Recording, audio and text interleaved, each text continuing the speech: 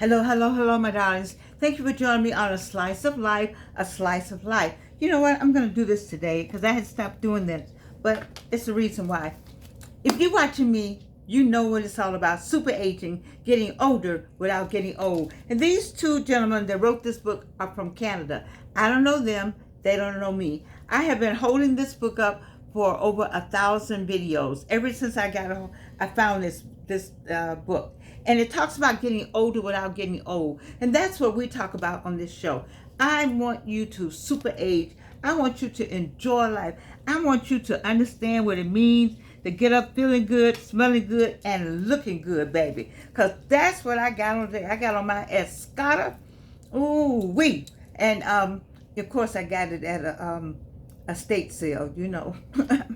Can't afford this car otherwise. But I don't know, it just looks so good. And I went to somewhere great today. You said, what's that got to do with getting younger and staying younger and looking good? Well, baby, let me tell you where I went. I went to this event today. It's Charles Black, Charles Black, the activist and the one who began who was the leader of the Atlanta student movement, had this event. But I was invited by the convener, which was Councilmember Michael Julian Bond, and so he invited me through I don't know if I should say Sorrel, but anyway, Miss Fran Phillips Calhoun. Everybody knows she is the person in Atlanta for getting things done. And let me just talk about this for a minute because it connects. I didn't know, I've never heard of them or what it's all about, but it's a group of people from Canada, from Montreal. You all may know that j'ai suivi mes cours à Québec quand j'étais tellement jeune. Je suis allée là-bas pour l'Université de Laval. And so I went to school in Canada. And I went up in Basseville, is where I lived. I don't remember all my French all the time now because I speak English most of the time. But there was a time I spoke French all the time. When I worked for Delta, spoke 5 languages with them. But mostly my French was like my second language, or wasn't my first because my first is English, but it was like my first because I spent so much time learning it, enjoying it, and I did it before I went to Delta Airlines, so I traveled well before that time. So I said all that to say that I was glad to see these people. I almost cried because I haven't talked about living in Quebec. I'm getting my English now is getting mixed up with my French. I haven't talked about living in the province, trying to get Provence, province of Quebec in some while. And so I did live there for a summer. I was there to go to school for the summer. And I was an exchange student. I forgot what kind of study abroad or something like that. But anyway, so I was glad to see them today. And this is what I like about this whole, from what I gathered, and I may be wrong, but they are talking about the same thing that we're talking about. You know, just a good life and enjoying life. But let me tell you what they said. This is what got my attention. La Renaissance is proactively addressing the displacement of essential and cultural workers due to rising costs and systemic erasure by ensuring the presence of these who create, care for, and sustain urban life in our communities. We are validating their intrinsic contributions.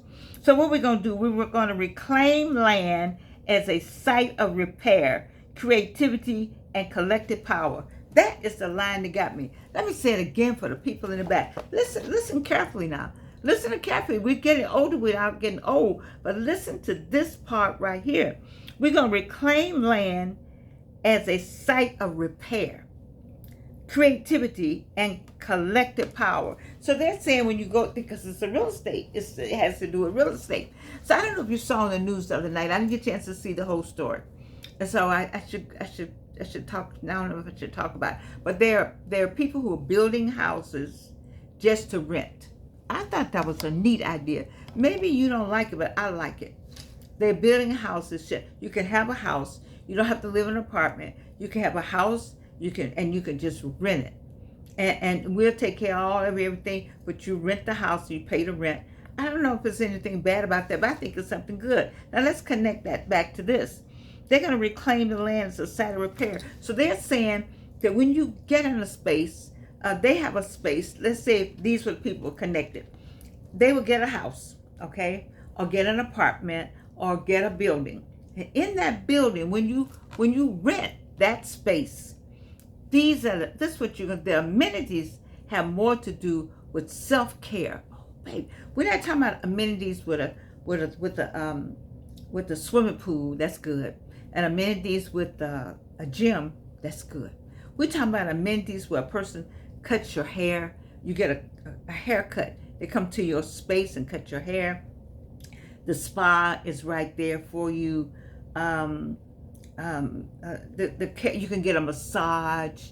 I like all of that is paid in your.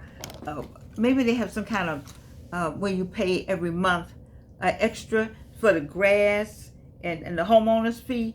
I think the homeowner's fee includes these kind of soft, not harsh, not hard, but something soft for you, something that you can use. Something, not repairs on the building, which is you get repairs on the building and repairs on the floors and repairs for the grass, but you also get a repair on you personally. I think this is a very unique idea, and I like it for senior citizens. I hope that the senior citizens high rises have these kind of amenities. I think I heard someone say that she opened her salon in the senior citizens high rise. I like that idea. And another woman goes in and does nails. And to me, they are doing à la Renaissance, and so it's repairing. And then they also bring in artists and somebody, will maybe do a painting for you, or somebody will show you how to paint. And then another artist, I saw where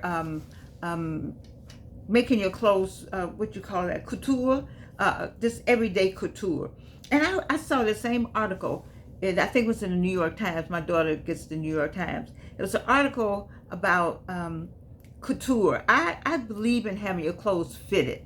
You can get things off the shelf or get this off the rack. This is not this is basically off the rack, however you look at it. But you would get it where whatever this was it would fit just Georgianne's shoulder. When I was pregnant with Evelyn, I had my maternity clothes fitted for me. I didn't want to wear the regular clothes, so I found a woman that was a seamstress, and she tailored all my clothes. And so where am I going with all this? I like this idea of having housing that includes some kind of respite, some kind of care, self-care, self-love, all included in a homeowner's fee. I guess maybe a homeowner's fee that takes care of the outside of the house, the physical of the house, but who takes care of the inside of the house? And the house, meaning the house, the temple that God gave you. Come on now. This is wonderful. Listen, next thing. Develop permanent restorative housing for essential and cultural workers. Permanent and restorative houses. And then build scalable prototypes rooted in co-ownership and intercultural solidarity. Position culture as infrastructure, not luxury. Wow. Position culture as infrastructure, not luxury. So if you lived in a place where you can call and someone can come and do wash your clothing for you, or have a massage, or you can have pedicure and manicure on the run. Somebody does wash your car. That would be considered a luxury. And these people say, no, that's not a luxury. We can provide that just as everyday living. The point is, I think I would like to know that you have an opportunity to live, without the pressure of what I'm going to do next, and how I'm going to pay for this, and how I'm going to do that. You pay an amount and you get these amenities that's all part of your housing. I like that idea. You stop and think about that. It's a part of your housing. Like I'm sitting here now saying I got to go to the car wash. Well, I know they got people who will bring the car wash out here to the house. So I got a son-in-law and little Gigi. They'll go out there and wash the car. You know I want to go to the car wash because I want that shine, baby. But I said all that to say that. But if I'm living in a space where I push this button, do you all know, you all too young, but you know, in the phone back in the hotels, they used to have a phone. They still have a phone, I don't know. And it had buttons on it. And you push a button for housekeeping, and you push a button for the concierge, and you push a button for something else. Then just think you can push the button, and they say, oh, you know, Georgianne or Dr. Thomas or room 103 needs the car wash. And they send somebody to wash your car, and you go out there and your car all washed. I get it. I get it. Because they're saying that, you know, what should be just, what is luxury anymore? Luxury, don't look at things as luxurious. Look at it as a part of your everyday life because you deserve it. You deserve to have a luxurious life. You deserve to have the opportunity to have luxury. I deserved it. I wanted something classic to wear, and I think I probably could have had it by now. But the idea of paying, especially when I know about China now, but the idea of paying some money, I paid money for things that I really want. I'm telling you no lie. But when I was able to get this on sale, because it was an estate sale, that made me feel good. I feel better about wearing it. I feel better about having it on. But I said all that to say that I just like the idea of living better. Living better. You know, living bigger, better. What is wrong with that? If that's going to relax your mind and help you to be more creative. I think the less that you have to deal with the stresses of life, the more creative. God sent us here to create. What he says in Genesis, first he did what? He created. You know, I created this weekend, yesterday. I stayed up to about 4 and got all the scripts together for a documentary we're working on. Got everybody's assignments. It's called being creative. And when you don't have to think, see, my son-in-law, my daughter, and Gigi are here, so many things I don't have to think about now, which gives me more space in my brain to be more creative. And I like this. I hope I'm explaining it properly. But in the back here, they have a contact us, and I'll put it in. Okay, let me see. I'll put it in my. I don't like it when I can't get things up. Those people right there. Can you see those people? Okay, I like this idea of having a home and a space. And they're talking about essential workers. You know, when you're a fireman or a police person or even a council person, you know, people under stress on the job. Are you in the medical field or any field where you are dealing with the hearts and minds and souls of people? You need to be able to come home and have some kind of place where you can relax yourself, so you can get out of that and get into human life, get into humankind, get your humanness back, remembering that you are human. I'm really impressed with these people. So it's called a rest space. It's a rest space. I didn't understand if it says a unique real estate model proposing a shared solution rooted in Black culture practice, economic dignity, and long-term urban sustainability. That may help you better if I read it this way. I like this. Charles Black and this group came up with this, and I really think they come up with something, because when we're talking about getting older without getting old, which is what this show is all about, aging gracefully. You're 45, 55, 65, and 75. You need to have a time and space to be you. It's hard being somebody else all day. I have a friend that says when they go out to date, the representative comes. I get that. But it's hard being an adult. It's difficult being an adult. I say that all the time. And then here you are. It's hard. It's more difficult every day with what's going on in the world, the pressures of the world, the financial issues that's going on in the world, the medical disparities that's going on in the world. It's really, really, really a difficult time. But I have a big but there, comma. That we can overcome this because God sent you here. You own a purpose, and you have something to do, and that something to do is going to take place. I think I can say whether you want to or not. At least the opportunity will be there for you to do what He has asked you to do. Sometimes I told you your job is to deliver a message. I think I told you about a young man I met for Mother's Day, and that young man was with us today. That's our first time being together since Mother's Day. I met him in a restaurant. Something about him. There's something about him. I don't know what it is, but God told me to do this, and I did it. I don't have to do anything else with him. I don't have to say another word.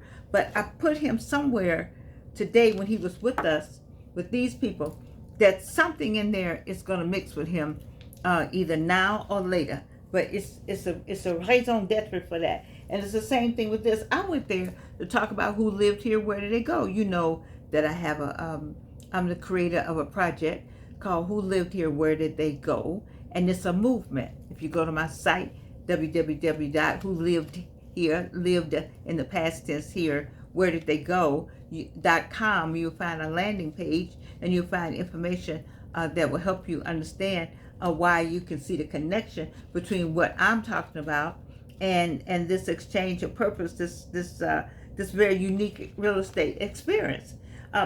Our real estate has been, a lot of it has been, we've been removed from the real estate. The real estate is still there and viable, and other people have seen a need to have it and take it, eminent domain it, push us out. A lot of reasons we don't have it. But the real estate is still there because they see a different and better need for it and disregard the fact that we needed the real estate and we've been traumatized by it. And I'm all about the healing process now. There's a healing that needs to take place across America. And while all the other foolishness is going on, there's a healing that needs to take place across America when it comes to the land and the soil and the space and the place where we once were. And I think these people right here are talking about it in the same way, maybe a different angle, but we all talking about healing. Because if you come into the house or you're providing amenities for people who are in those stressful fields, creative fields, that's to speak of stressful, and also scientific fields, and they're getting these amenities that's built into the rent or built into the mortgage. I like that idea. Do y'all get me? Am I the only one? Is there anybody out there that's with me on that? Is anybody out there that think that'd be a good idea? Write me, subscribe, and tell people. And then talk to these people. I've given you the contact information and see if it makes sense for you. I like the shared solution rooted in Black cultural practice. I'm not sure, it doesn't have to be Black culture. It could be anybody, but we already know that white people don't have to have any of this. They can just be white. They can be tall and short. They can be whatever considered ugly or pretty. They can have long hair, short hair. They can have no teeth and all the teeth. They can have no education or all the education. All they need to do is show up with their white skin, and they're going to be accepted. That's just it. We don't have that. We don't have that choice. None of that happens for us. You see my black face before you know anything about. You don't know quelle langue que je parle. Not one thing. You see, and so it doesn't matter because you see my black face. And so I can understand why it's a unique real estate model proposing a shared solution rooted in Black cultural practice. That is why when I talk about things, I guess my white friends say, "Ooh, she just always talking about black people." Yes, because I've been black 82 years. You haven't been black one day. And so you won't get it, just understand. All I'm asking you is have empathy. And once you have empathy, then you can understand why I take the approach that I do, because we have to do something about making sure that we're okay. And that's something we have to do for ourselves. We can't wait for a savior. Say we got our savior. Oh, don't get me wrong on that now. But we can't wait for anybody else to take care of our everyday needs, or what we need to do to make things better. We need to do that ourselves. You know, we're building back Black Wall Street. We're number 7 as far as our country. We will be the 7th country in the world because that's how much money we have. We've earned it, and we deserve to have it. We just don't know how to spend it. And I'm guilty of it myself in terms of, but I spend with black people though. I do. I spend more with black people than a lot of us do. And a lot, you know, I talk about, I had a line of products and y'all still love Revlon and everybody but me. Everybody but me. And so we gonna wake up one day and figure out how to do that. But in the meantime, à la renaissance. À la renaissance, I like you. I do. And I hope that something I said will resonate with some of you in here in terms of including in your everyday living something good for yourself. A peach pie. No, I didn't say. Crown Royal, I'm telling you. Okay. You know, I'm gonna say a varsity hot dog. I mean, you know, I know all these things. All that you say, oh, Georgianne, you should say all those things. Listen to me. When you 45, 55, 65, or 75, you have put some time in, and you deserve to have some of the things that you like. You don't have to have them every day. You don't have to have them every day, but you could at least have the opportunity to have them just once in a while. Whatever that is that you like to have, as long as it's not against the law. I'm not talking about anything like that. But as long as you're not killing yourself, I'm not talking about that either. I'm just talking about sometimes you just want to go get a Snickers, for real. Remember those commercials about the Snickers? You know, and you know, I don't have any teeth. I be trying to suck on the candy. Oh, Lord have mercy. Oh, Lord have mercy. You all know what I'm talking about. In the meantime, in between time, I love you, baby. This was great. I want to thank Councilmember Michael Bond. I want to thank Charles Black. And I want to thank Jakari Gill. And I would like to thank my daughter. My daughter did the prayer for this today. And I want to send love to the person who was supposed to do the prayer today. I understand he was under the weather, so I'm sending you love without calling any names, because I'm not sure if that's what you want. But I want to send, and especially to the best event person, Roland. That's Sarah Fran Philip Calhoun. She is no joke. She is serious about the business of taking care of our people as a people. And so I said all that to say, listen, à la Renaissance, a restful place, include some of these items, include some of these thoughts, include some, I make jokes, but include looking good, feeling good, smelling good every day, in your everyday. And read a book and help somebody and go and volunteer. And one thing, wait a minute, wait, baby. I never seen so many homeless people on the streets today. You know, I don't get out of my neighborhood that much. They were sitting on the streets, all those women out there. Why are those women? Oh, Lord. Okay. I love you, and you can't do anything about it.